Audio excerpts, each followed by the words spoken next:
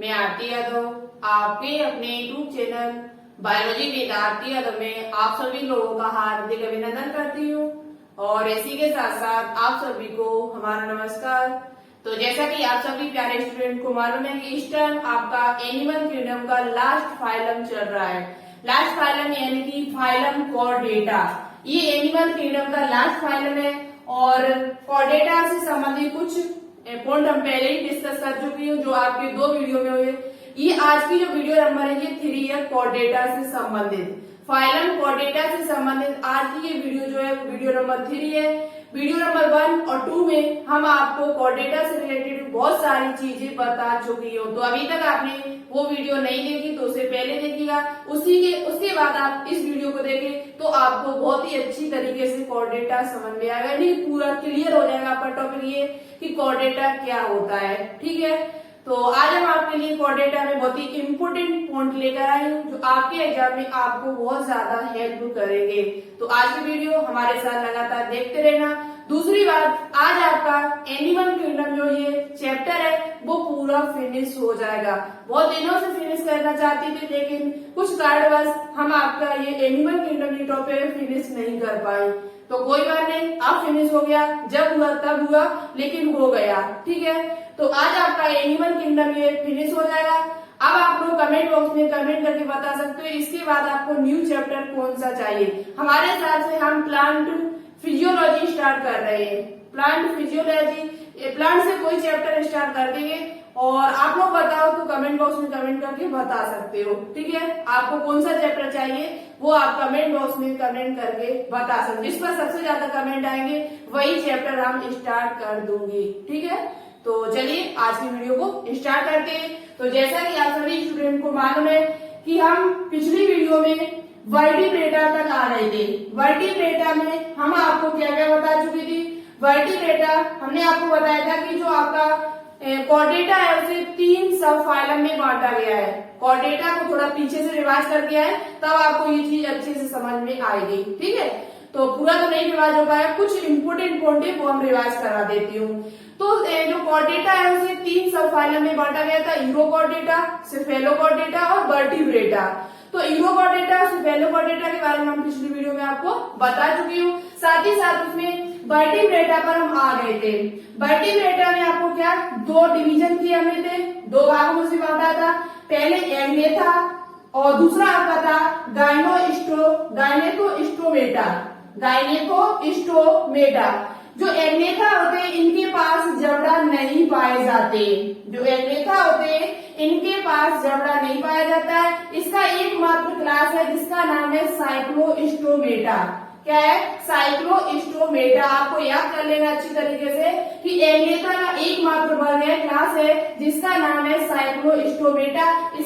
Cyclostomata के अंदर जो जीव आते हैं उनका मुख जो होता है वो वृत्ताकार होता है, यानी चक्रधारी होता है। ठीक है, तो इसके बारे में बहुत ही डिटेल से पिछली वीडियो में बता चुकी हूँ, तो उस वीडियो को सबसे पहले देखें तभी आपको ये चीज समझ में आएगी आज। फिर उसके बाद दूसरे नंबर पे जो हमारा था वर्टिब्रेटा में ग्नाइथोस्टोमेटा। ये जो होते हैं इनमें जबड़े पाए जाते हैं, इनमें जो होते हैं वो जबड़े पाए जाते हैं। क्या पाए जाते हैं? जबड़े, यानी ये बियर जॉ होते हैं इनके अंदर जबड़े पाए जाते हैं। फिर इनको हमने 2 सुपर क्लास में बांटा। कितनी? 2, यानी कि इनकी 2 सुपर क्लास की महावर्ग में बांटा। एक आपका था पिसीज, यानी कि मत्स्य वर्ग। पिसीज को कहते हैं मत्स्य वर्ग। पिसीज के अंतर्गत आपकी सभी वास्तविक मछलियां आती है।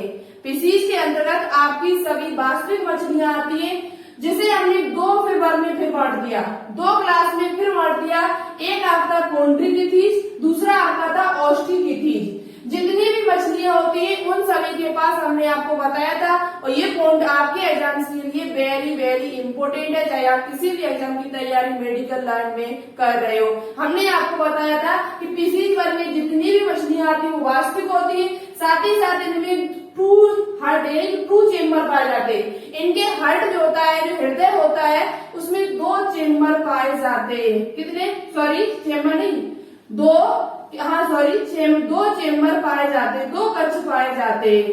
इनके हार्ट में कितने चेम्बर पाए जाते हैं? 2 कक्ष पाए जाते हैं, एक ऑरिकल, एक वेंट्रिकल, यानी कि एक आलिंद होता है और एक निलय होता है।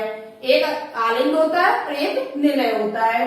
तो यानी कि जो पिसीज वर्ग है इसमें 2 चेम्बर होते हैं। कितने होते हैं इनके हार्ट में? इनके हार्ट में 2 चेम्बर पाए जाते हैं। हमने आपको बताया था कि वर्टिब्रेटा में 2 चेम्बर किसी में होते हैं, किसी में 3 होते हैं, किसी में 4 होते हैं। 2, 3 और 4।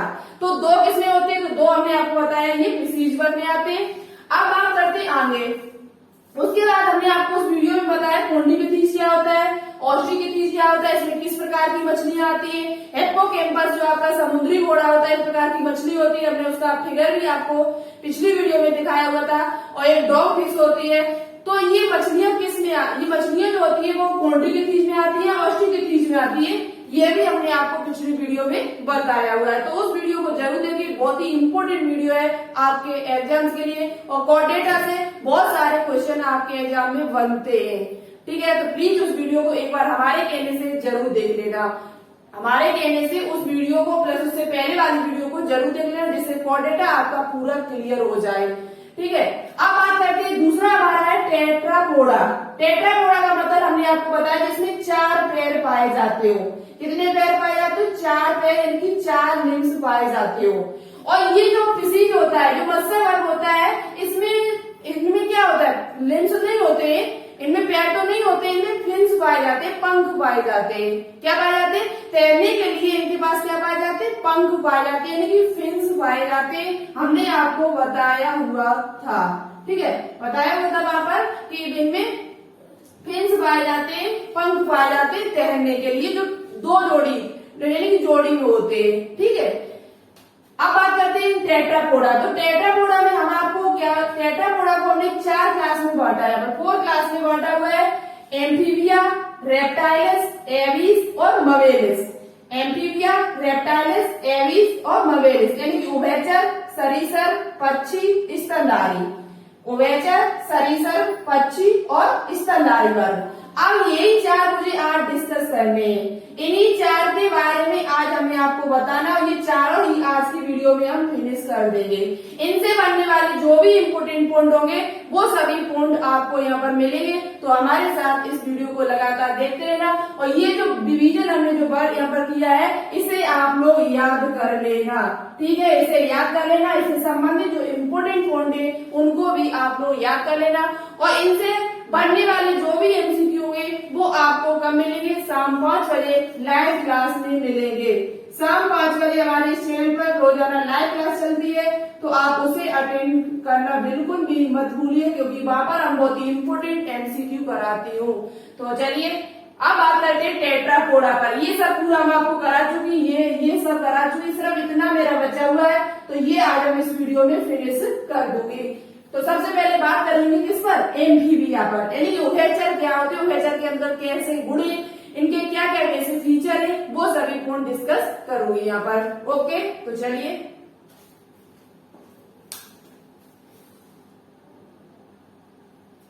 चलिए अब बात करते हैं जो टेट्रापोडा है उसका पहला जो क्लास है हमारा, उसका नाम है क्या? एम्फीबिया, यानी कि क्लास एम्फीबिया, जिसे कहते हैं उभयचर। उभयचर का मतलब आपको पहले से पता है, उभय का मतलब क्या होता है? दोनों, यानी कि जो दोनों में रह सकते, जल और थल दोनों जगह रह सकते हैं। ऐसे प्राणी, ऐसे जीवधारी जो जल और थल दोनों जगह रह सकते, उनको कहा जाता है उभयचर। क्या कहा जाता है? उभयचर, यानी कि एम्फीबिया। क्या कहा जाता है? एम्फीबिया। और ये किसके अंतर्गत आता है? तो ये वर्टिब्रेटा के अंतर्गत आते हैं। किसके अंतर्गत आते हैं? वर्टिब्रेटा, यानी ये सभी आपके कैसे वर्टिब्रेटा है। तो पहली बात, यहाँ पर जितना भी एम्फीबिया से संबंधित जो आपके एग्जाम में पॉइंट पूछे जाते हैं वो सभी पॉइंट हमने यहाँ पर लिखे हुए। और एक्स्ट्रा यदि आप और पढ़ना चाहते हो, इससे ज्यादा नहीं पूछा जाएगा, एक्स्ट्रा पढ़ना चाहते हो तो आपके पास बुक रखी होगी एनसीईआरटी, आप उनसे पढ़ सकते हो, या आपके पास कोई सी बुक हो पढ़ सकते हो आप उससे, ठीक है। पहली बात जो इम्पोर्टेंट पॉइंट है वो हम आपके लिए सभी यहाँ पर लेकर आई हूँ। तो देखो, एम्फीबिया से आपके बीएचयू में क्वेश्चन पूछा गया था, एम्फीबिया से आपके बीएचयू में क्वेश्चन पूछा गया था। वो कौन सा क्वेश्चन पूछा गया था वो भी हम आपको बताते हुए चलेंगे। तो देखो क्लास एम्फीबिया, सबसे पहली बात है इनका आवास कहाँ, ये कहाँ रहते हैं? हैबिटेट कहाँ है इनका? तो जल और थल दोनों जगह ये पाए जाते हैं, जल और थल दोनों ही जगह पाए जाते हैं। कौन से? उभयचर। उभयचर के अंदर जो जीव आते हैं वो आपके दोनों ही जगह पाए जाते हैं, जो जंतु आते हैं। बात करते हैं इनके पैर कितने होते हैं, तो 2 पैर होते हैं। कितने पैर होते हैं? 2 पैर। आपने मेढक देखा है? मेढक जो होता है, जो फ्रॉग जो होता है, राना टिग्राना, वह आपका उसमें कितने पैर होते हैं? 2 पैर होते हैं। कितने पैर होते हैं? 2 पैर होते हैं, और वो आपका जल और थल दोनों में ही पाया जाता है। मेढक के कितने पैर होते हैं? मेढक की इमेज करना थोड़ा। मेढक में 2 पैर पाए जाते हैं, ठीक है, 2 पैर पाए जाते हैं। शरीर जो इनका होता है, शरीर आपने देखा होगा उनका सिर होता है, और सिर के बाद फिर धड़ होता है। क्या होता है? सबसे पहले सिर होता है, मेढक में देखना, मेढक का सिर होता है, सिर के बाद धड़ होता है, उनमें पूंछ नहीं पाई जाती है। पूंछ नहीं पाई जाती है, तो इसका मतलब हुआ कि शरीर जो होता है वो सिर यानी कि हेड तथा धड़ यानी कि ट्रंक में बटा होता है। ये क्वेश्चन आपसे एग्जाम में पूछा जा सकता है कि एम्फीबियन जो होते हैं, जो उभयचर होते हैं, उनका शरीर कितने भागों में बटा हुआ होता है।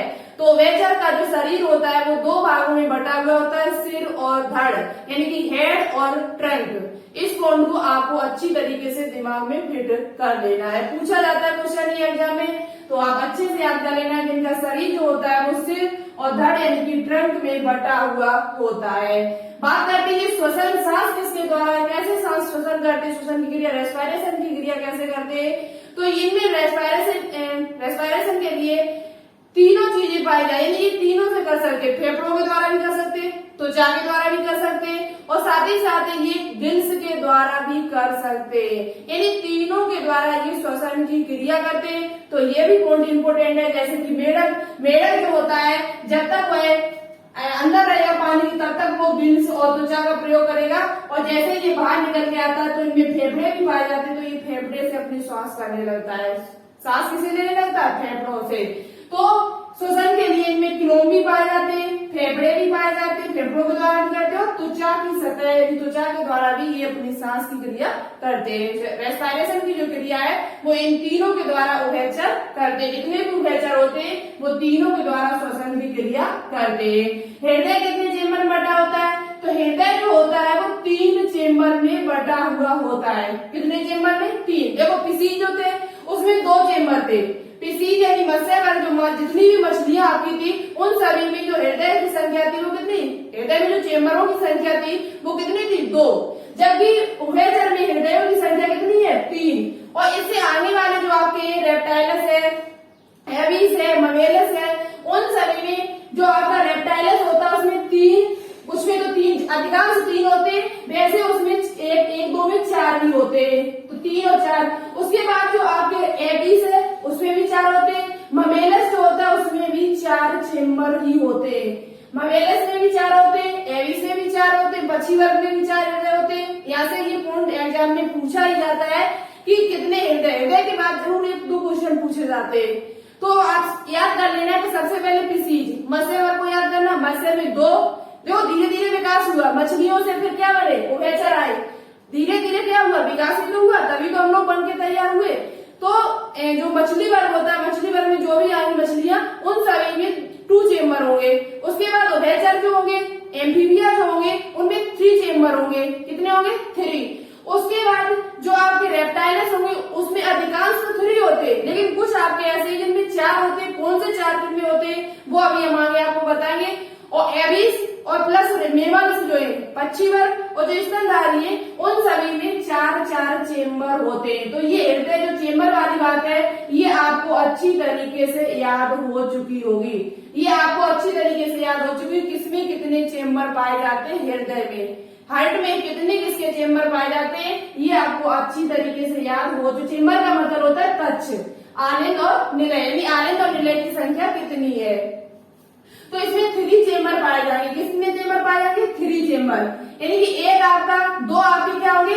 2 आपके ऑरिकल होंगे, आलिंद होंगे, और एक आपका होगा वो वेंट्रिकल होगा। क्या होगा? वेंट्रिकल। तो वही यहाँ पर लिखा है 2 आलिंद होते हैं और एक इनमें निलय पाया जाता है। ठीक है, तो ये हमने आपको बता दिया है। 3 चेम्बर होते, 2 आलिंद होते और एक इनमें निलय होता है, इनमें उभयचर में। निषेचन कैसा होता है? तो निषेचन की क्रिया जो इनमें होती है वो बाह्य निषेचन होता है। निषेचन याद कर लेना, पूछा जा सकता है एग्जाम में कि उभयचर है उनमें निषेचन यानी फर्टिलाइजेशन क्रिया कैसी होती है? तो एक्सटर्नल होती है, इनकी बाहरी निषेचन होता है। इनमें क्या होता है? बाहरी। तो बाहर निषेचन इनमें पाया जाता है, बाहर निषेचन इनमें पाया जाता है। और साथ ही साथ बात करते हैं लार्वा कैसी होती है, लार्वावस्था कौन सी होती है? तो देखो इनमें जो परिवर्तन होता है वो अप्रत्यक्ष परिवर्तन होता है कुछ में। तो लार्वावस्था जो इनमें होती है वो उस लार्वावस्था को कहा जाता है टेडपोल लार्वा। क्या कहा जाता है? मेढक में आपने जो मेढक की लार्वावस्था होती है उसको क्या कहा जाता है? टेडपोल लार्वा कहा जाता है, टेडपोल लार्वा। तो इस पॉइंट को एग्जाम में पूछा जाता है और अच्छे से याद कर लेना है। ये पॉइंट एग्जाम में पूछा जाता है कि उभयचर जो एम्फीबिया होते हैं उनकी लार्वावस्था को क्या कहा जाता है? तो टेडपोल लार्वा कहा जाता है। ठीक है, उदाहरण की बात कर लेते हैं। तो उदाहरण कौन कौन से? तो सबसे पहले आपका मेढक जिसे राणा टेना, हम कुछ फिगर लगा देंगे यहाँ पर मेढक के, जो इसके उभयचर के जो अंतर्गत जो जीव आते हैं उनके फिगर आपको यहाँ स्क्रीन पर दिख जाएंगे, आप वो देख लेना। मेढक का फिगर आपने पहले देखा होगा, मेढक तो सभी लोगों ने देखा है, हमने भी देखा, तुमने भी देखा है। उसके बाद दादुर या टोड जिसे बुफो कहा जाता है। मेढक का जो वैज्ञानिक नाम है वो राणा टिग्रीना, राणा टिग्रीना। तो मेढक यानी कि राणा टिग्रीना, दादुर या टोड जिसे बुफो कहा जाता है, ये उभयचर के अंतर्गत आता है। एक आपका है इक्थियोफिस, इक्थियोफिस। यही क्वेश्चन आपके बीएचयू में पूछा गया था कि निम्न में से इक्थियोफिस क्या है? इसका नाम ये है कि उभयचर है कि आपका रेप्टाइलस है, क्या है ये? वैसे तो इसमें फिश लगा हुआ है लेकिन फिश नहीं है ये, फिश नहीं है ये। इसमें आंखें, इसमें पैर भी नहीं होते, इसमें पैर नहीं होते। एक बात और याद रखना कि ये इसमें पैर नहीं पाए जाते, वैसे पैर होते इनमें लेकिन इसमें पैर नहीं पाए जाते। और दूसरी बात ये कि इक्थियोफिस है वो आपका क्या है? उभयचर है। ये क्वेश्चन आपका बीएचयू में पूछा, तो देखो क्वेश्चन कहाँ से पूछा गया, ऐसा नाम आपको दे दिया गया। यदि आपने थ्योरी नहीं पढ़ी होगी तो आप उसे सॉल्व नहीं कर पाओगे। अब आपने थ्योरी पढ़ ली तो आपको कहीं भी क्वेश्चन पूछ लिया जाएगा तो आप याद कर लोगे, उसे पक्का सॉल्व करके आओगे। ठीक है, तो इक्थियोफिस आपसे पूछा गया निम्न में से इक्थियोफिस क्या है? तो इक्थियोफिस है वो एक प्रकार का उभयचर होता है। ये क्वेश्चन आपका पूछा गया क्वेश्चन है, कई बार बीएचयू में हमने देखा है खुद, और बाकी के एग्जाम में भी ये पूछा जाता है।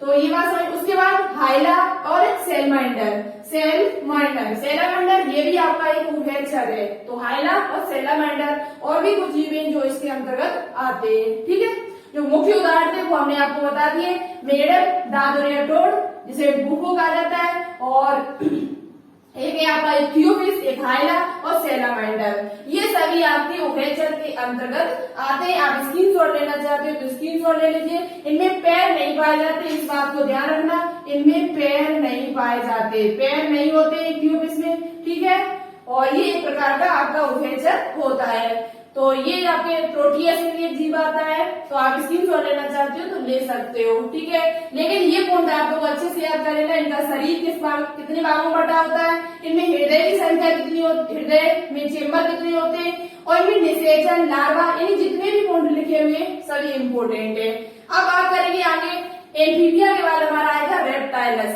चारों ही आप फिनिश कर देंगे हम। ठीक है,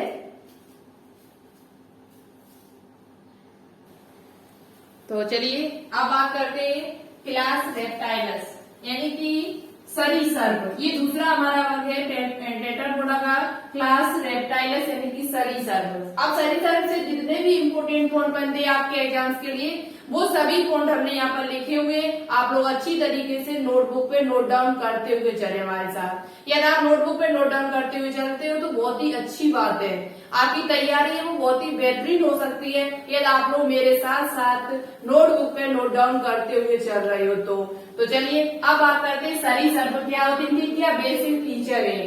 सरीसृप के बेसिक फीचर क्या है? तो देखो सरीसृप का मतलब क्या होता है, ऐसे जीव जो रेंगने वाले या सरकने वाले होते हैं। जितने भी जीव रेंगने और सरकने वाले होते हैं वो सभी सरीसृप के अंतर्गत आते हैं, जिसमें आपके सर्प यानी सांप भी आते हैं। आप ये नहीं समझे कि सांप ही केवल आएंगे, सांप नहीं, यानी कि बाकी के जो रेंगने और सरकने वाले जितने भी जीव होते हैं वो सभी सरीसृप के अंतर्गत आते हैं, यानी कि रेप्टाइलस के अंतर्गत आते हैं। किस क्लास के अंतर्गत आते हैं? तो क्लास रेप्टाइलस के अंतर्गत आते हैं। तो पहला पॉइंट यही आपका लिखा हुआ है कि ये रेंगने तथा सरकने वाले जंतु होते हैं, रेंगने या सरकने वाले जंतु होते हैं। ठीक है, ये आवास कायम का, तो अधिकांश ये जो होते हैं वो आपके स्थलीय होते हैं। अधिकांश इसके अंतर्गत आने वाले जो जीव होते हैं वो अधिकांश कैसे होते हैं? स्थलीय होते हैं, लेकिन कुछ आपके जलीय भी हो सकते हैं। ठीक है, तो आप अधिकांश याद कर लेना, अधिकांश कैसे होते हैं? स्थलीय होते हैं 80%। इनका बाहरी शरीर पर, इनके जो बाहरी शरीर होता है उन पर क्रेटिन युक्त एक प्रोटीन होती है जिसका नाम है क्रेटिन युक्त। ये पॉइंट आपके लिए इम्पोर्टेंट है। इनके बाहरी शरीर पर क्रेटिन युक्त सल्ब यानी कि स्केल्स, सल्ब आप पाई जाती है, आपने सांप को देखा होगा उसमें सल्बें पाई जाती है, स्केल्स पाए जाते हैं। ये आपका सल्ब जिन्हें स्पूटिस कहा जाता है। क्या कहा जाता है? स्पूटिस। सल्ब यानी कि स्केलस और स्पूटिस पाए जाते हैं, वो भी किसके? प्रोटीन के बने होते हैं। किस प्रोटीन के? तो क्रेटिन नाम की प्रोटीन के बने हुए होते हैं। जैसे कि आपने सांप के ऊपर देखा होगा उसकी केंचुल जो होती है, केंचुल होती है जो उसे ऊपर वो निकाले, केंचुल से बाहर जब निकाला था तो उसमें केंचुल पतली पतली पन्नी की तरह होती है, वो उसके क्या होती है? क्रेटिन युक्त होती है। वो किस युक्त होती है? क्रेटिन नाम की प्रोटीन से युक्त होती है। तो अभी हम गुण बताएंगे ये भी। क्रेटिन युक्त सल्ब यहाँ पे सल्ब की स्पूटिन्स पाए जाते हैं। इनमें महाकर्ण नहीं पाए जाते, इनमें ये पिन्ना जो होता है हमारे होता है पास, ये इनमें नहीं पाया जाता। आपने कभी सांप के देखा? सांप के आपने कभी पिन्ना नहीं देखा होगा, उसके कान नहीं देखे होंगे आपने, तो इनमें महाकर्ण नहीं पाया जाता है, महाकर्ण नहीं पाए जाते इनमें। छिपकली आपने देखी होगी। सरीसृप ये असमतापी होते हैं, इनकी पॉइंट किलो थर्मस होते हैं। ये कैसे होते हैं? असमतापी होते हैं। पीछे वाला जो था वो भी आपका असमतापी है। ठीक है, हृदय जो होता है इनका 3 कक्ष, हृदय में 3 चेम्बर पाए जाते हैं, 3 चेम्बर पाए जाते हैं, लेकिन कुछ में 4 भी होते हैं। 4 कक्ष यानी कि 4 चेम्बर भी पाए जाते हैं, जैसे कि आपका मगरमच्छ। मगरमच्छ के लिए आप और भी कुछ है, लेकिन आप इसे याद कर लेना, आपसे पूछा जा सकता है एग्जाम में। वेरी वेरी इंपोर्टेंट पॉइंट है ये आपके लिए, एग्जाम्स के लिए आने वाले जो भी एग्जाम्स आपके मेडिकल है उनके लिए इम्पोर्टेंट पॉइंट है। आपसे पूछा जा सकता है कि मगरमच्छ में कितने चेम्बर होते हैं, हृदय में कितने चेम्बर पाए जाते हैं? तो मगरमच्छ के हृदय में 4 चेम्बर पाए जाते हैं, 4 चेम्बर, जिसमें 2 ऑरिकल होते हैं और 2 ही आपके वेंट्रिकल होते हैं। 2 ऑरिकल होते हैं और 2 ही आपके वेंट्रिकल होते हैं। तो वैसे तो 3 होते हैं अधिकांश में, वैसे तो 3 अधिकांश में होते हैं, लेकिन जो आपका मगरमच्छ होता है ये जो सरीसृप के अंतर्गत आता है, इसमें 4 कक्ष पाए जाते हैं। ये पॉइंट आपसे आगे पूछा भी जा सकता है, तो अच्छे से इसे याद कर लेना है। ठीक है, तो हमने पहले ही आपको बता दिया 2, 3, 4 चलते, तो 2 आपके प्रीसीज में थे, 2 आपके प्रीसीज में थे, फिर आपके 3 जो थे वो किसमें थे? इससे पीछे वाला जो भी हमने आपको पढ़ाया एम्फीबिया। एम्फी का मतलब क्या होता है? बहुत, इनकी दोनों जगह जो पाए जाते हैं, जल और थल दोनों जगह जो पाए जाते हैं, उसे क्या कहा जाता है? उभयचर। ठीक है, सर्प अपनी सल्ब को त्वचीय केंचुल यानी कि जो सर्प होते हैं, जो आपके सांप होते हैं, वो क्या करते हैं? उसकी जो सल्ब होती है, जो स्केल्स होती है, उसे त्वचीय केंचुल यानी कि स्किन कास्ट के रूप में छोड़ देते हैं। केंचुल आपने देखी होगी सांप में, सांप के ऊपर एक त्वचा चढ़ी होती है, उसे वो क्या कर देता है? उसे केंचुल कहा जाता है। वह क्या कर देता है? छोड़ देता है। कुछ दिनों बाद देखा होगा आपने, और बहुत ही पतली सी होती है, बहुत ही चिकनी टाइप की होती है। ठीक है, इनमें निषेचन कैसा होता है? तो इनमें निषेचन जो होता है वो आंतरिक निषेचन होता है, क्योंकि ये स्थलीय जितने भी होते हैं उनमें सभी में आंतरिक निषेचन पाया जाता है। इनमें नर और मादा इनके अलग अलग होते हैं, एक लिंगी होते हैं ये। ठीक है, तो इनमें निषेचन जो होता है वो आंतरिक निषेचन होता है। लार्वावस्था इनमें नहीं पाई जाती है, इनमें लार्वावस्था नहीं पाई जाती, तो इसका मतलब है इनमें प्रत्यक्ष परिवर्तन होगा। कैसा होगा? डायरेक्ट डेवलपमेंट होगा, अप्रत्यक्ष परिवर्तन नहीं होगा, क्योंकि इनमें लार्वावस्था नहीं पाई जाती है। हमने आपको प्रत्यक्ष और अप्रत्यक्ष के बारे में पीछे से और बताते हुए चले आ रहे हैं। आपको अब समझ में आ चुका होगा कि प्रत्यक्ष और अप्रत्यक्ष क्या होता है। प्रत्यक्ष का मतलब क्या होता है, अप्रत्यक्ष का मतलब क्या होता है। जिनमें लाभावस्था पाई जाती है वो अप्रत्यक्ष होते हैं और जिनमें लाभावस्था नहीं पाई जाती है वो आपके प्रत्यक्ष होते हैं, यानी कि डायरेक्ट डेवलपमेंट उनका होता है, डायरेक्ट, ठीक है, शिशु का निर्माण होता है, लार्वावस्था में नहीं होती है। तो जो सरीसृप होते हैं इनमें लार्वावस्था नहीं होती, जबकि पीछे वाले में क्या था, उसमें लार्वावस्था थी, जिसे क्या कहते थे, टेडपोड लार्वा। मेढक में कौन सी लार्वा होती है, टेडपोड लार्वा, ठीक है। अब बात करते हैं ये सभी अंडज होते हैं, ओविपेरस होते हैं। ये सभी जो होते हैं वो आपके कैसे होते हैं, ओविपेरस होते हैं, इनके अंडे देने वाले होते हैं। सांप भी अंडा देता है, आपने देखा होगा, छिपकली भी अंडे देती है।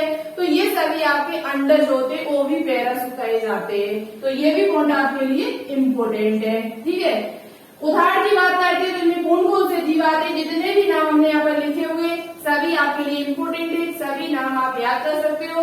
और जिनका फिगर आपने नहीं देखा तो गूगल पे सर्च कर लेना, उनका फिगर भी देख सकते हो।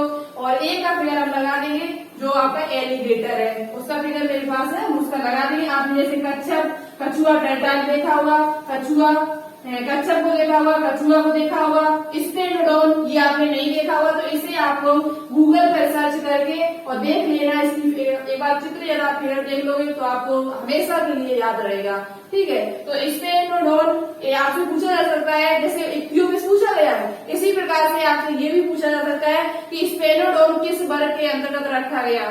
तो स्टेनोडोन को आपका सरीसृप के अंतर्गत रखा गया है। इस प्रकार से आपसे क्वेश्चन पूछा जा सकता है, तो इसलिए इसका गूगल पर सर्च जरूर कर लेना। इसे घरेलू छिपकली आपने देखी हो, इसका वैज्ञानिक नाम है हेमीडेक्टाइलस। हेमीडेक्टाइलस इस घरेलू छिपकली जो होती है वो भी आपकी क्या है, सरीसृप है।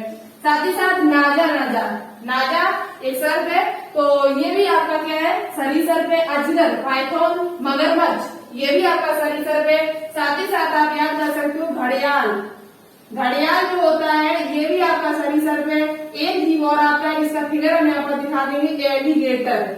क्या होता है, एलिगेटर। एलिगेटर जो लगभग छिपकली की तरह दिखाई देता है, उसका फिगर आपको यहाँ पर हम लगा देंगे, ठीक है। तो ये इतने जीव आपके सभी किसके अंतर्गत आते हैं, सरीसृप के अंतर्गत आते हैं। किसके अंतर्गत आते हैं, सरीसृप के अंतर्गत आते हैं, जिनके फिगर हमने आपको, जिनका पूरा डिटेल आपको मैंने बता दिया है।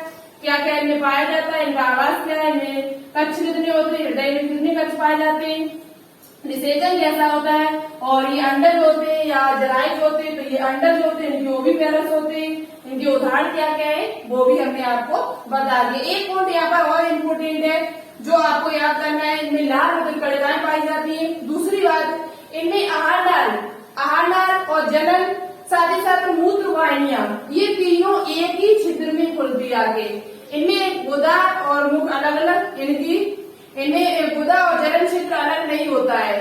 जो एनस है और जो जनन क्षेत्र है, जो पोरस से होता है जनन के लिए, वो अलग अलग नहीं होता, एक ही होता है। आहार का लिए भी, यानी कोई भोजन आपने खाया, अवशिष्ट पदार्थ, वो भी एक के द्वारा निकलेंगे, एक ही छिद्र के द्वारा।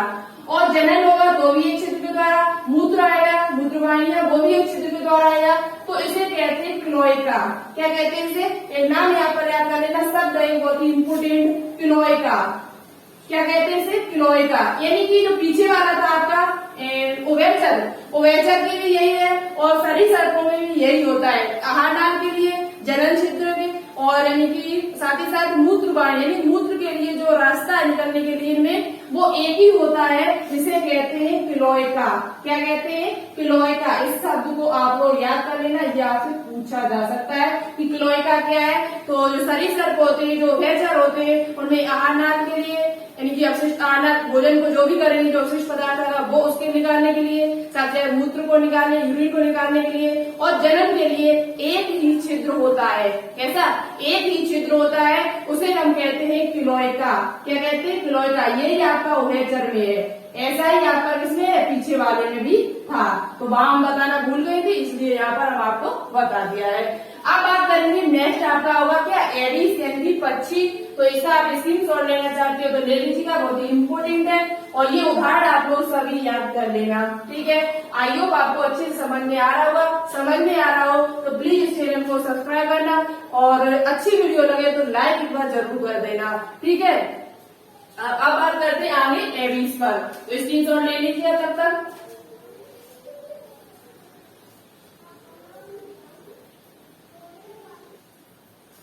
तो चलिए अब बात करते हैं क्लास एबीज यानी कि पक्षी वर्ग।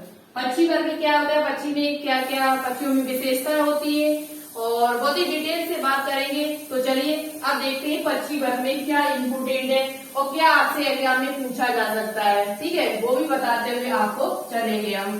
तो सबसे पहले देखो पक्षी वर्ग, इसे एबीज कहा जाता है। पहली बात क्या कहा जाता है, एबीज। आपको ऐसे भी लिखा मिल सकता है एबीज, ठीक है, एबीज इसे कहा जाता है। जैसे यानी पक्षी, जितने भी पक्षी होते हैं वो सभी आपके पक्षी वर्ग में ही एबीज में आते हैं, एबीज में, ठीक है। तो सबसे पहले बात करते हैं कि इनका शरीर, ये पॉइंट आपसे पूछा जा सकता है क्या में, तो इसे अच्छे से याद कर लेना।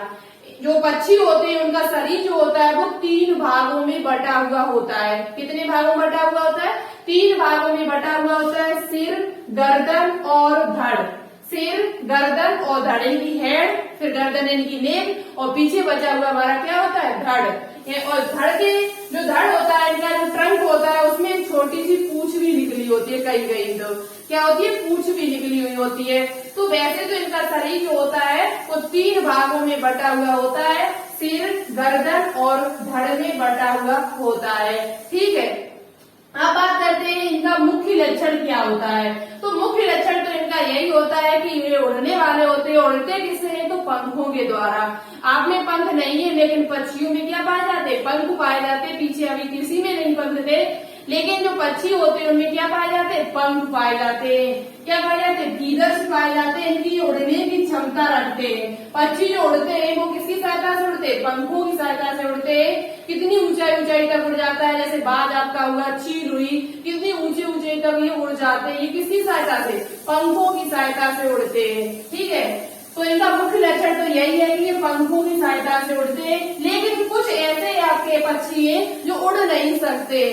कुछ ऐसे पक्षी हैं जो आपके क्या है, उड़ नहीं सकते। वो कौन सा है, तो न उड़ने वाला जो पक्षी है जिसका नाम है ऑस्ट्रिच, जिसे कहते हैं शुतुरमुर्ग। शुतुरमुर्ग का अंडा जो होता है वो सबसे बड़ा अंडा है। देखा जाए तो सबसे बड़ा अंडा पूछा जाए तो किसका होता है, वो शुतुरमुर्ग का होता है। सबसे बड़ी कोशिका पूछा जाए तो वो भी आपकी किसकी होती है, शुतुरमुर्ग की होती है, जो आपका ऐसा पक्षी है जो उड़ नहीं पाएगा। आपने देखा भी होगा और हम फिगर लगा देंगे, ठीक है। शुतुरमुर्ग तो सभी ने देखा होगा, पक्षी तो ज्यादातर सभी ने देखे ही है, जो भी है। तो देखो कुछ ऐसे आपसे पूछा जा सकता है क्या शुतुरमुर्ग उड़ सकता है, तो शुतुरमुर्ग ऐसा पक्षी है जो उड़ नहीं सकता है, यानी कि न उड़ने वाला होता है। इनमें चोंच पाई जाती है, यानी कि पीक पाई जाती है। जो बाहर निकली हुई होती है वो क्या होती है, चोंच। कैसी होती है इनमें, तो इनमें क्या पाई जाती है, चोंच पाई जाती है, पीक पाई जाती है, ठीक है। अग्रपाद ही पंख बनाते हैं। जो इनके वैसे तो इनके 2 ही पैर आपने देखे होंगे, जो इनके आगे वाले पैर होते हैं वो ही पंख के रूप में यानी अग्रपाद जो होते हैं वो पंख में बदल जाते हैं। अग्रपाद जो होते हैं इनके वो किस में बदल जाते हैं, पंखों में बदल जाते हैं। तो ये भी पॉइंट इम्पोर्टेंट है, आपसे पूछा जा सकता है कि अग्रपाद जो होते हैं वो 4 लिम्स जो थे वो किस में चेंज हो गए, तो वो आपके पंखों में चेंज हो गए। किसमें चेंज हो गए, पंख में। त्वचा इनकी जो होती है वो शुष्क होती है। पूंछ में एक ग्रंथि पाई जाती है जिसे कहते हैं तेल ग्रंथि। इनकी जो पूंछ होती है उनमें एक ग्रंथि पाई जाती है जिसे कहते हैं तेल ग्रंथि, यानी कि ऑयल ग्लैंड्स। आपसे एकमात्र ये ग्रंथि होती है, इसके अलावा कोई ग्रंथि इसमें नहीं पाई जाती है, जिसका नाम है तेल ग्रंथि, ऑयल ग्लैंड्स। क्या होता है, ऑयल ग्लैंड्स। एक ही ग्रंथि पाई जाती है जिसका नाम क्या है, तेल ग्रंथि। और इनमें जो हमने पीछे भी डिस्कस किया था कि इनमें जो जनन के लिए या मूत्र वाहिनी के लिए, मूत्र निकालने के लिए या अपशिष्ट पदार्थ, खाना जो भी खाया उन्होंने उसे अपशिष्ट पदार्थ के रूप में बाहर निकालने के लिए केवल एक ही छिद्र होता है। केवल एक ही छिद्र होता है, उसी के द्वारा ये बाहर निकालते हैं, जिसे क्लोएका कहते हैं। तो ये भी पॉइंट आप याद कर सकते हैं, क्लोएका। क्लोएका के द्वारा ये अपना मूत्र यानी कि यूरिन और साथ ही साथ जो मल यानी कि जो होता है इनका वो भी, और साथ ही साथ जो जनन की क्रिया है वो उसी के साथ करते हैं, उसी छिद्र के द्वारा होती है, जिसे क्लोएका कहा जाता है। तो एक ही छिद्र इनमें पाया जाता है, इनमें भी, ठीक है। अब बात करते हैं पूंछ में क्या होती है, तेल ग्रंथि पाई जाती है। एकमात्र ग्रंथि है जिसे तेल ग्रंथि कहा जाता है। और साथ ही साथ इनकी अस्थियां होती है वो खोखली होती है। ये पॉइंट आपके लिए वेरी वेरी इंपॉर्टेंट है। इनकी अस्थियां होती है, जो बोन्स होती है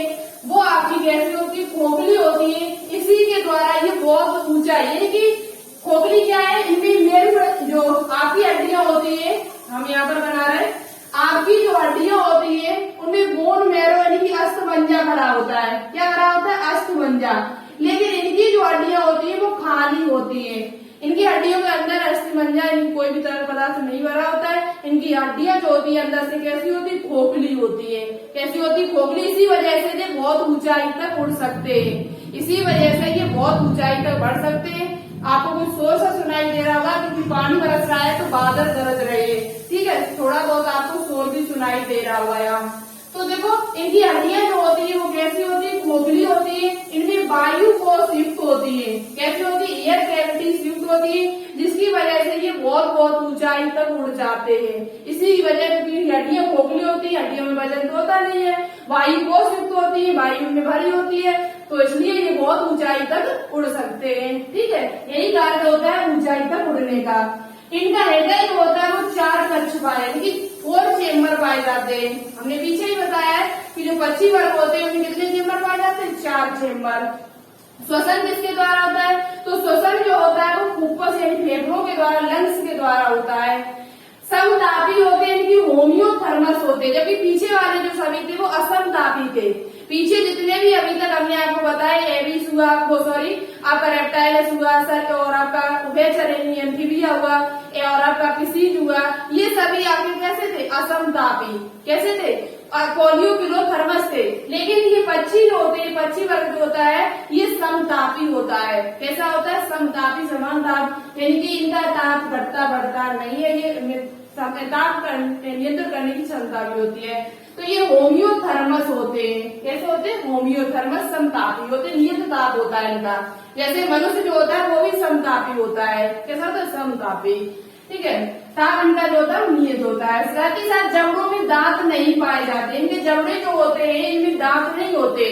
इनके जबड़ों में हमारे अंदर दांत है लेकिन इनमें दांत नहीं है। आपके विकास हुआ नहीं हुआ, फिर धीरे आप जो मनुष्य आएगा, मेमल्स जो आएंगे उनमें दांत भी पाए जाते हैं, तो सबसे अच्छा है, ठीक है, उनमें सब कुछ है। जबड़ों में दांत नहीं होते। अंगुलियों में नखर युक्त यानी कि नाखून पाए जाते, क्लॉइड। इनकी अंगुलियां जो होती है वो कैसी होती है? नखर युक्त होती है। इनकी इनमें नाखून आपने देखोगे ऐसे नाखून होते ही नहीं होते, बहुत ही बड़े बड़े उनमें। तो इनकी अंगुलियां जो होती है वो कैसी होती है? नखर युक्त होती है।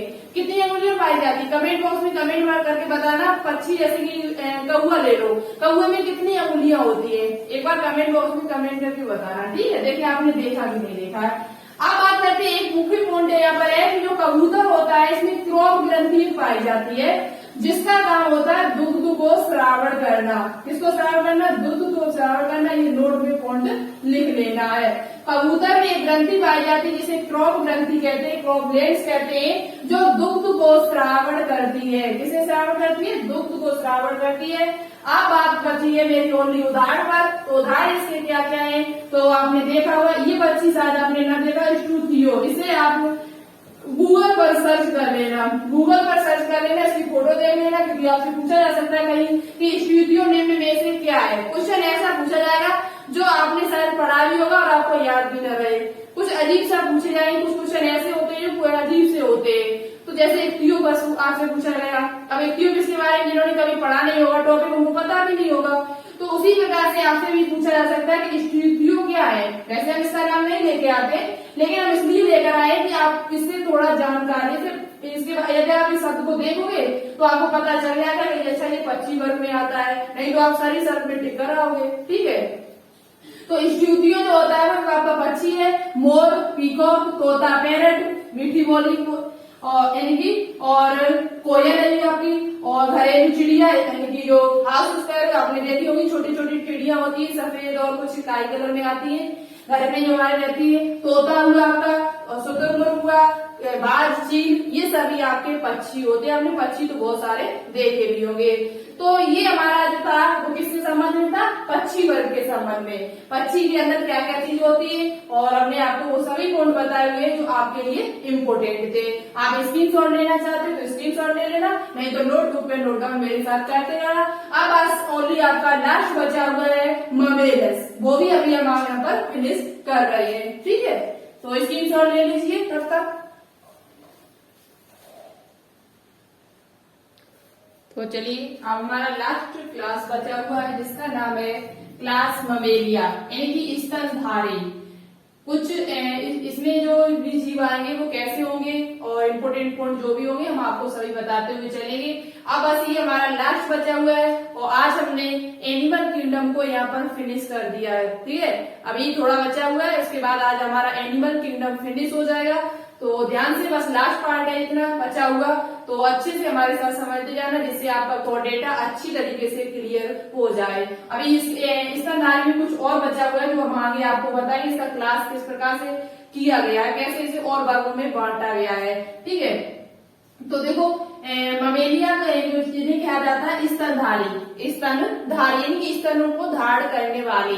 इनके पास स्तन ग्रंथियां पाई जाती है। इनका सबसे मुख्य लक्षण जो आपका है वो यही है कि इनमें स्तन ग्रंथि पाई जाती है। इनमें स्तन होते हैं, दुग्ध होते हैं, तो इन्हें मेमरी ग्लैंड्स कहा जाता है। तो सबसे मुख्य लक्षण तो इनका यही है कि इनमें क्या पाए जाते हैं, उनमें पंख पाए जाते थे। तो इनका मुख्य लक्षण है स्तनधारी ममेलिया का कि इनमें क्या पाए जाते हैं, स्तन ग्रंथि पाई जाती है, जिससे ये दुग्ध का स्राव करती है और ये अपने बच्चों को दूध पिलाती है। ठीक है, तो जितने भी स्तनधारी होते हैं उन सभी में स्तन ग्रंथियां पाई जाती है, मेमरी ग्लैंड्स पाई जाती है। इनका शरीर जो होता है वो 3 भागों में बटा हुआ होता है, सिर, ग्रीवा और धड़। उसमें आपने छोटी पूरी पूंछ भी देखी होगी। जैसे पहले के मनुष्य में क्या हुआ करती थी, पूंछ हुआ करती थी, लेकिन अब वो बहुत ही छोटी रह गई है।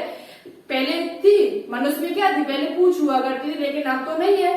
तो ये शरीर में सिर, ग्रीवा और धड़ में बटा हुआ होता है। सिर, ग्रीवा यानी गर्दन और धड़ में बटा हुआ होता है। इनका मुख्य लक्षण है वो इनमें क्या है, स्तन ग्रंथि पाई जाती है। कौन सी ग्रंथि पाई जाती है, स्तन ग्रंथि पाई जाती है। दूसरा लक्षण इनका मुख्य है कि इनमें इनकी त्वचा में रोम, इनकी हेयर पाए जाते हैं। इनकी त्वचा में, अपनी त्वचा देखना, इनमें क्या पाए जाते हैं, रोम, इनकी बाल पाए जाते हैं पूरी त्वचा पर। पूरी त्वचा पर क्या पाए जाते हैं, बाल पाए जाते हैं। तो आपने खुद देखे हुए हैं। तो त्वचा पे क्या पाए जाते हैं, रोम यानी कि हेयर पाए जाते हैं। ये इनका मुख्य लक्षण है। ठीक है, इनके भागकड़, अभी तक आपने जो जितने भी पीछे वाले थे उनमें ये पल्लव नहीं, कड़ पल्लव नहीं था, भागकड़ नहीं था। इन्हीं आपको कहीं पर ये नहीं दिखाई देगा, जैसे सरीसृप देख लो, चाहे पक्षी देख लो। और जबकि ये स्तनधारी जितने भी है इन सभी में पिन्ना पाया जाता है, जो हमारी सुनने की क्षमता को और अच्छा कर देता है। ठीक है, सुनने की जो क्षमता है हमारी और अच्छी हो जाती है, इससे सुनाई और अच्छा हमको देने लगता है। यानी जो भी सुनेंगे तो वो कलेक्ट करेगा ये पिन्ना। तो ये क्या करता है, इनमें कड़ पल्लव पाए जाते हैं। ये जो आपको दिखाई दे रहा है ये हमारे क्या है, कड़ पल्लव, इनकी बाहरी भाग कान का। तो इनमें पिन्ना पाए जाते हैं, इनका एक मुख्य लक्षण है। अभी तक नहीं आपने देखा है, लेकिन अब इनमें कड़ पल्लव भी पाए जाते हैं, जैसे कि हमारे लिए। ठीक है, इनमें विभिन्न प्रकार के दांत पाए जाते हैं। इनमें विभिन्न प्रकार के दांत, जैसे मनुष्य का देख लिया जाए तो मनुष्य में 3 प्रकार के दांत होते हैं। कौन कौन से, गर्ददंती जिन्हें थिकोडेंट कहा जाता है, डाइफाइडेंट, और आपका विषमदंती हेट्रोडेंट। यानी गर्ददंती, विषमदंती और द्वारदंती। गर्ददंती क्या होते हैं, जो आपके जबड़ों में धसे हुए होते हैं, हड्डियों में धसे हुए होते हैं, उनको गर्ददंती कहा जाता है। और जो जीवन में हमारे दांत है वो जीवन में 2 बार उगते हैं, तो डाइफाइडेंट कहा जाता है। यानी कि ये 2 बार उगते हैं जीवन में। कितनी बार उगते हैं, 2 बार, इसलिए इनको द्वारदंती कहा जाता है। और एक आपका विषमदंती, मनुष्य में जो दांत होते हैं वो 4 प्रकार के होते हैं। इसी प्रकार से बाकी के जितने भी स्तनधारी उनमें भी कई कई प्रकार के दांत होते हैं। स्तनधारियों में जो दांत होते हैं वो विभिन्न प्रकार के होते हैं। मतलब की हमें देखा जाए तो कितने प्रकार के, 4 प्रकार के, क्रंदन, रदनक, चवर्डक, अग्र चवर्डक और चवर्डक। क्रमशः बताया मैंने आपको। सबसे पहले क्रंदक आते हैं जो आगे वाले होते हैं, फिर उसके बाद रदनक होते हैं, फिर अग्र चवर्डक, फिर चवर्डक होते हैं। ठीक है, ये चीज आप तब पढ़ोगे जाके जब आप मनुष्य मानव का पाचन तंत्र पढ़ोगे। ठीक है, तो वहां पर पढ़ सकते हो। तो इनमें दांत होते हैं वो विभिन्न प्रकार के दांत पाए जाते हैं। किसमें, स्तनधारियों में। हृदय जो होता है इसमें 4 कक्ष पाए जाते हैं। 4 से ज्यादा नहीं होगा, न 4 से कम होंगे। 4 चेम्बर होता है, यानी 4 चेम्बर पाए जाते हैं। कितने होते हैं, 2 वेंट्रिकल, 2 ऑरिकल, 2 आलिंग होते हैं, 2 ही निलय होते हैं। तो 4 कक्ष पाए जाते हैं। श्वसन जो होता है वो फेफड़ों द्वारा तथा पेशी संरचना पाई जाती है हृदय के नीचे। इस पर हमारा हृदय टिका हुआ होता है, जिसे कहा जाता है क्या, डायाफ्राम। क्या कहा जाता है, डायाफ्राम, जिसके द्वारा, और डायाफ्राम के नीचे ही आपके आमाशय, यकृत सभी पाए जाते हैं। तो जो हृदय हमारा टिका हुआ है वो किस पर, डायाफ्राम। तो इनमें एक पेशी संरचना पाई जाती है, जिसे क्या कहते हैं, डायाफ्राम कहते हैं। और इनका जो श्वसन होता है वो किसके द्वारा होता है, फेफड़ों के द्वारा होता है। ठीक है। बात करते हैं त्वचा में इनकी 2 ग्रंथियां पाई जाती है। त्वचा में 2 ग्रंथियां पाई जाती है, एक होती है श्वेत ग्रंथि स्वीट ग्लैंड्स, दूसरी हमारी होती है तेल ग्रंथियां इनकी ऑयल ग्लैंड्स।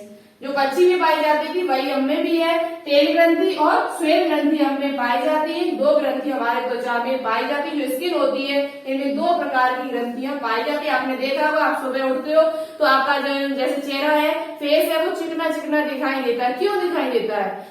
चिकना चिकना थोड़ा लगता है, क्यों ऐसा होता है? तो हमारे शरीर में क्या होती है, तेल ग्रंथियां पाई जाती है। कौन सी ग्रंथि होती है? तेल ग्रंथियां होती है, जिनसे तेल जैसा चिपचिपा पदार्थ स्रावित होता है। अब बात करते हैं निषेचन किस प्रकार का होता है। तो निषेचन जो होता है वो आंतरिक होता है। साथ ही साथ आप लोग ये पॉइंट को याद कर लें, जनन यानी कि मूत्र के लिए अलग मार्ग होता है और आपको पता है और अवशिष्ट पदार्थ निकालने के लिए अलग मार्ग होता है। तो इनमें अलग अलग क्षेत्र पाए जाते हैं। जनन क्षेत्र अलग होता है। तो बाकी के पीछे वालों में अभी तक आपने देखा एक ही छिद्र होता था, जैसे क्लोएका कहा जाता था। इनमें अलग अलग होता है, ठीक है। अब बात करते हैं इनके उदाहरण की। तो उदाहरण देखो इनके क्या क्या है। आपने अभी तक जो कुछ मछलियां थी वो मछलियों के बारे में अभी तक पढ़ा होगा। मछलियां सभी मत्स्य वर्ग में रखी गई, जिनमें 2 चेम्बर पाए जाते थे। लेकिन कुछ मछलियां ऐसी होती है जो स्तनधारी भी होती है, साथ ही साथ वो कैसी है, स्तनधारियों में 4 चेम्बर है। स्तनधारी है तो 4 चेम्बर होंगे, 4 यानी कि 4 चेम्बर होंगे। तो कौन कौन सी मछलियां हैं वो भी देख देंगे। सबसे पहले फैलस यानी कि बिल्ली। जितने भी बिल्ली कुत्ता जो भी आपने देखे होंगे सभी हमारे किसके अंतर्गत आते हैं, मवेलिया के अंतर्गत आते हैं। तो फैलस, फैलस यानी कि कैट बिल्ली। एलिफस यानी कि हाथी, हाथी जो है वो अभी आपका किसमें आता है, इसी में आता है। इक्वस, इक्वस इक्वस घोड़ा का जो वैज्ञानिक नाम होता है वो क्या होता है, इक्वस इक्वस इक्वस इक्वस। तो घोड़ा हुआ बेलीनिपेटेरा, बेलीनिपेटेरा को हम कहते हैं ब्लू व्हेल। एक प्रकार की मछली होती है, मछली की तरह दिखाई देती है, तो इसे कहा जाता है ब्लू व्हेल। और ये आपकी पानी में पाई जाती है। साथ ही साथ ये स्तनधारी होती है। ये दुग्ध स्राव यानी अपने बच्चों को दुग्ध पिलाती है, स्तनधारी होती है। तो आपसे पूछा जा सकता है कि निम्न में से कौन सी मछली स्तनधारी है। तो ब्लू व्हेल जो होती है वो कैसी होती है, स्तनधारी होती है। डॉल्फिन, डॉल्फिन का नाम भी आपने सुना होगा। ये भी 4, इसमें भी 4 कच्छ पाए जाते हैं। साथ ही साथ पेंथ्रालियो शेर, चमगादड़। वैसे तो चमगादड़ आप देखोगे तो ये कहोगे ये तो पक्षी वर्ग में से होना चाहिए था, उड़ता है। चमगादड़ जो होता है वो ऐसे ऐसे उड़ता है, रात में उड़ता है। और इसमें क्या उड़ता है, रात में। और साथ ही साथ ये जो होता है चमगादड़ जो होता है उसे स्तनधारी है। वो कैसा है, स्तनधारी है। पक्षी वर्ग में से नहीं रखा गया, इसमें स्तन पाए जाते हैं, स्तन ग्रंथियां पाई जाती है, इसलिए इसे किसमें रखा गया, स्तनधारी में रखा गया है, ठीक है। वैसे इसे पक्षी वर्ग में क्यों होता है, इनमें पंख से पाए जाते हैं, लेकिन इनमें स्तन ग्रंथि भी पाई जाती है, इसलिए इसे इसमें रखा गया। और भी कुछ कारण है, ठीक है। और उसके साथ ऑरेंथोरिकस, प्लेटिपस। प्लेटिपस जो आपका होता है ये आपका अंडज होता है। देखो ज्यादातर जो अधिकांश जो स्तनधारी होते हैं वो जरायुज होते हैं, विविपोरस होते हैं। लेकिन कुछ ऐसे भी है जो अंडे भी देते हैं, जो स्तनधारी में रखे गए हैं। कुछ ऐसे भी जंतु हैं जो अंडे देने वाले होते हैं, अंडज होते हैं इनकी, जैसे कि आपका प्लेटिपस। प्लेटिपस जो होता है ये अंडज होता है। कैसा होता है, ओविपोरस होता है। ये अंडे को जन्म देता है। किसको जन्म देता है, अंडे को देता है। और भी कुछ उदाहरण जो अभी हम आपको बताएंगे। तो ये कुछ प्रमुख उदाहरण थे जिनको आपको याद कर लेना है। सबसे ज्यादा इंपोर्टेंट ब्लू व्हेल, डॉल्फिन हुआ, चमगादड़ हुआ, और बाकी तुम्हें याद हो जाएंगे घोड़ा, बिल्ली, कुत्ता, मानव जो कुछ है ये तो आपको पहले से याद हो जाएंगे। तो ये ऑरेंथोरिकस, ये प्लेटिपस है, वो स्तनधारी है, लेकिन ये अंडज होता है। ये जरायुज नहीं होता, ये विविपोरस नहीं होता। ये कैसा होता है, अंडज होता है, अंडे को देने वाला होता है, ठीक है। तो इतने पॉइंट आपको क्लियर अच्छी तरीके से हो चुके होंगे हमारे हिसाब से। अब कुछ इनका वर्गीकरण थोड़ा किया गया है, आगे जो इम्पोर्टेंट है बहुत ज्यादा। तो लगातार हमारे साथ बने रहना। आप स्क्रीनशॉट लेना चाहते हो तो स्क्रीनशॉट ले लीजिए, क्योंकि इम्पोर्टेंट पॉइंट है सभी आपके लिए। तो सबसे मुख्य लक्षण तो इनका यही है कि इनमें स्तन ग्रंथि पाई जाती है, मेमोरी ग्लैंड्स पाई जाती है, इनमें स्तन पाए जाते, दुग्ध स्राव करती है ये। अब कुछ जरायुज होते हैं, कुछ अंडज होते हैं। तो किस प्रकार से इनका वर्गीकरण किया गया है तो देखते हैं हम। आप स्क्रीनशॉट लेना चाहते हो तो ले सकते हो, ठीक है। चलिए अब इनका थोड़ा और बचा हुआ है, बस 4-5 मिनट की बात है। मेरे साथ बने रहना लगातार और नोटबुक पे नोट डाउन करते रहना, ठीक है। अब देखो इनको 3 भागों में बांटा गया है। कितने भागों में बांटा गया है, 3 भागों में बांटा गया है। सबसे पहले प्रोटोथीरिया, सबसे पहले आपका क्या आता है, प्रोटोथीरिया, प्रोटोथीरिया। दूसरा आपका क्या आता है, मेटाथीरिया, प्रोटोथीरिया, फिर उसके बाद मेटाथीरिया, मेटाथीरिया। ये सबसे प्रिमिटिव है, जो प्रोटोथीरिया ये सबसे प्रिमिटिव इसमें। और उसके बाद यूथीरिया, क्या होता है, यूथीरिया, यूथीरिया। अब देखो पीछे से बात करते हैं, मेटाथीरिया प्रोटोथीरिया पे बात कर लेते हैं। तो देखो मेरे जो स्तंभ आ रहे हैं वो 3 वर्गों में बांटा गया है, 3 क्लास उसके लिए है, फिर प्रोटोथीरिया, मेटाथीरिया और यूथीरिया।